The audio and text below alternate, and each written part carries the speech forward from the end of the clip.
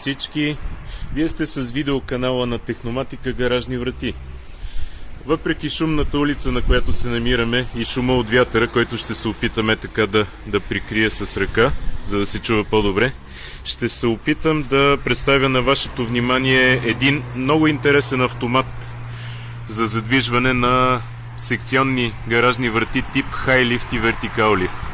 Това са една серия автомати на фирма Nice, може би надписа се вижда от тук, които са високотехнологичен продукт. Те са малки и големи, малките са до 20 квадратни метра, големите до 35 квадратни метра. Малките са с името Suun, както на английски скоро, а големите са с името Sumo. Така изглеждат горе-долу еднакво на външен вид, но просто са различни серии за различно тежки врати. Много интересно при тях е как движат вратата абсолютно плавно и спокойно, без никакви сътресения. 24 волтови системи са нисковолтови, могат да постигнат изключително висока скорост на движение на вратата, нещо, което не е характерно за промишлените автомати. И това става благодарение на плавното тръгване и плавното спиране. Затова производителя си е позволил да направи такива параметри на движение. За външния вид на нещата на Nice няма нужда да говоря, то е ясно. Виждате този мотор, какъв хубав дизайн има, и виждате съседния, който общо взето на нищо не прилича. Но така или иначе, да, ще го погледна и от друг ъгъл един момент, но така или иначе говорим за промишлени задвижки, не винаги дизайна определящ. Интересна е обаче функционалността на тези мотори. Така, да пуснем сега тази врата да се движи. Пускаме я в посока нагоре. Вратата тръгва абсолютно плавно, движи се с една доста голяма скорост. И забележете как ще спре. Много плавно спира, без никакви сътресения.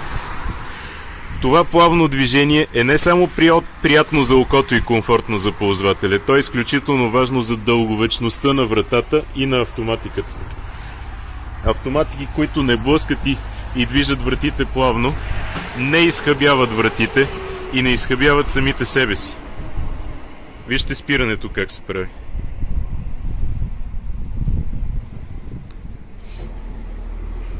Аз поне в 23 годишната си практика толкова плавен мотор друг не съм виждал. Вратата е балансирана с пружинен механизъм, движи се много леко на ръка. Сега, понеже тези мотори имат така наречената Obstacle Detection функция, реакция на препятствия, изключително важно е вратата да се балансира добре. Сега ще демонстрираме тази функция. При спускане е по-интересно да направим демонстрацията. Когато вратата срещне препятствие и съвсем лекичко натисне с тази гума, тя ще спре и ще реверсира. Така. Пускаме я надолу. Ето старт. Не натиснах бутона както трябва. И слагаме си рамото под вратата. Хоп! Върна обратно. Така, настройката на реверса може да бъде да реверсира 5 до 10 см или да върне до горно крайно положение. Тук, специално на тази врата и на този автомат, настройката е направена да връща по 10 см при срещане на препятствия. След това можете да я пуснете отново без всякакъв проблем. Силата, с която натиска в препятствията преди да реверсира, може да се регулира. Може да бъде буквално един балон да сложим под вратата и да натисне и да върне. Хубавото е, че дори да забравите отдолу кофа, топка или какъвто и да е предмет, тя ще опре и ще върне обратно мъничко и ще застане така. Регулировката така се прави, че да не реверсира от вятър или от някакво съпротивление тук появило се в тези водачи. Затова мотора си изследва пътя за препятствия още при първоначалната настройка, и отчита къде вратата показва съпротивление. След като се приключи тази настройка и се пусне, всяка промяна в това съпротивление се отчита като срещнато препятствие и вратата реверсира. Друга интересна функция при тези автомати е работата без електрозахранване. Вътре в автомата, ето тук под този белия капак, има вграден UPS. Под UPS разбирам не куриерската фирма, имам предвид захранване. Акумулаторно захранване. Този UPS може да движи вратата и без електрозахранване. Няма как да ви демонстрирам тази функция, защото много високо горе са контактите, но повярвайте ми, няма никакъв проблем с това. Работи перфектно. Така, тези неща, които виждаме тук, това са едни въженца, които отключват мотора, за да бъде обслужвана вратата ръчно в аварийни ситуации. Да кажем, прекъснал се е кабел, нещо е повредено, дълго време няма електрозахранване, UPS-а вече е свършил като запас и не може повече да движи. Тогава имаме аварийно обслужване чрез тези въженца. Съвсем леко дете може да го направи това нещо. Се отключва съединителя на мотора и вратата става напълно ръчна.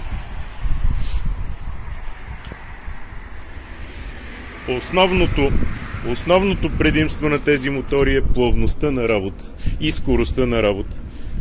Ето, сега няма да мърдам камерата. Много приятно движат вратата. И напълно безшумно. Това също е характерно. Дори в някакъв шоурум може да бъде вратата, няма да чувате този мотор.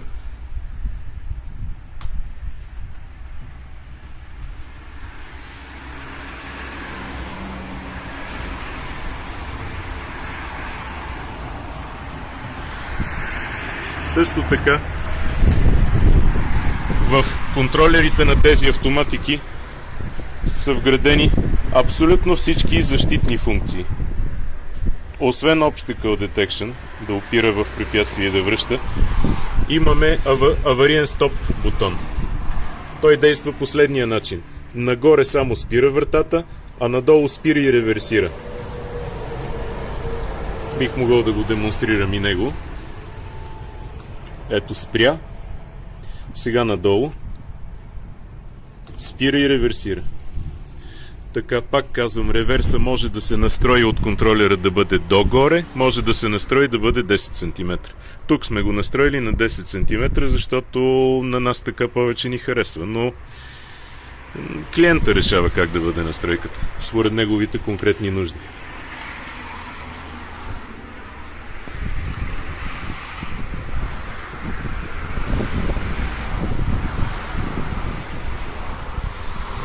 Може да се монтират също така фотоклетки защитни.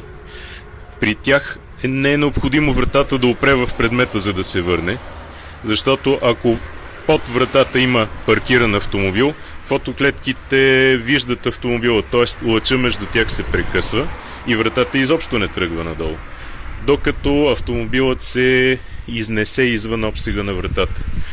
За по-разсеяните този автомат разполага и с функцията автоматично затваряне по време.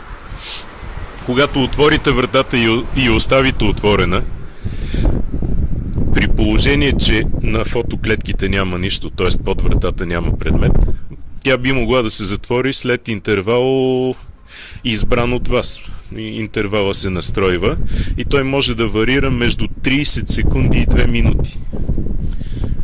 Като настройката е през 15 секунди, мисля, че беше.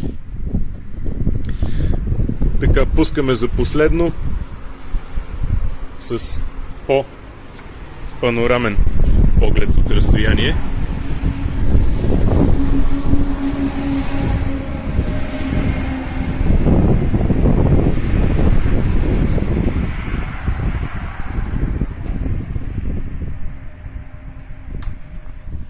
Всички тези мотори могат да се управляват и дистанционно. Включваме затварянето. И с всякакви системи за контрол на достъпа. Разполагаме с четци, с карти или чипове, тагове ги наричаме ние. Разполагаме също и с кодови клавиатури. Всичките тези периферии могат да бъдат кабелни или wireless за удобство, когато обектът вече е изграден и след това се оказва, че наличната система за контрол на достъпа не е достатъчно подходяща, спокойно можем да добавим wireless система. Общо взето, това е, което исках да кажа в сегашното видео. Това е най-общо представяне на функциите на тези мотори.